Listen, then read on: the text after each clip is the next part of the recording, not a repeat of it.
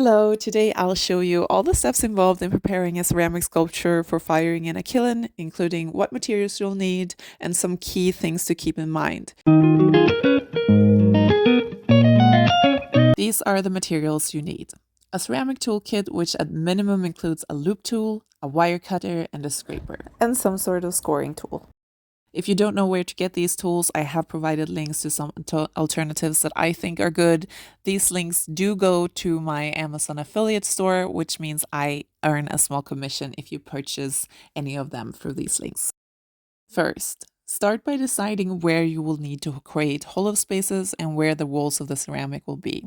If your sculpture is small to medium sized and less complex, opening it up in only one place is usually enough. However, if your sculptures are larger or have a lot of pressure points, you typically want to open them up in more than one place. In which case, I would absolutely recommend that you first make a sketch of your design and plan out where to make these cuts. Since my sculpture is on the smaller side, I decided to skip the sketch and just make a decision. In my experience, pieces tend to adhere better to each other if you can use gravity to help push the parts together.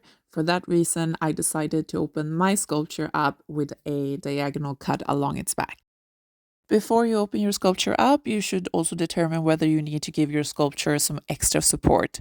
This will be needed if you think opening your sculpture will make parts of it topple over or if it will put too much pressure on fragile parts of the sculptures. For example, my dog sculpture has two thin, fragile legs, which are at high risk of breaking if more pressure is placed on them than there already is.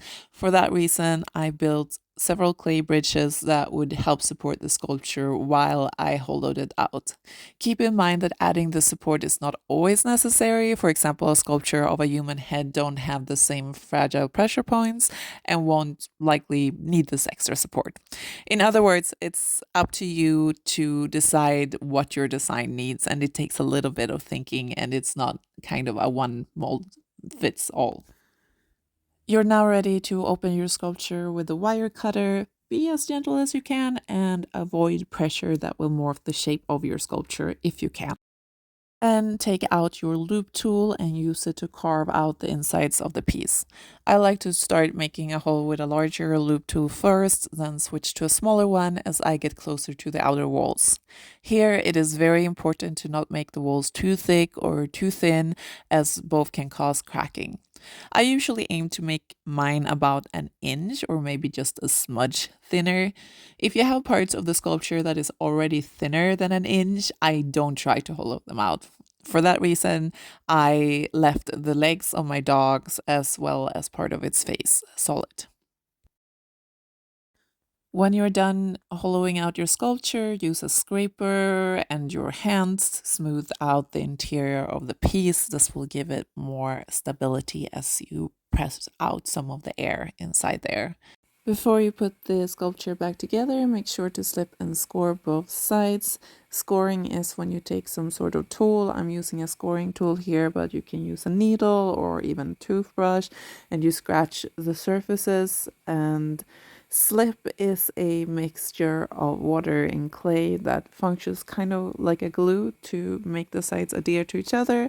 And then you just put the sculpture back together again and clean up any smudges that may have appeared through the handling. Lastly, and after you're done with this hollowing out, make sure that it dries out completely before firing. As we all know, or at least as we all know if we have tried ceramics, ceramics can be tricky business.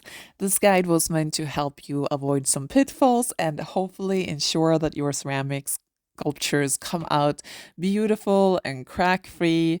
Having said that, there are so many different aspects that goes into ceramics, and sometimes things simply break even if you think you did everything right. If this happens to you, please don't feel discouraged. It happens to all of us. And if you keep at it, the rewards when things do come out right are going to be so worth it.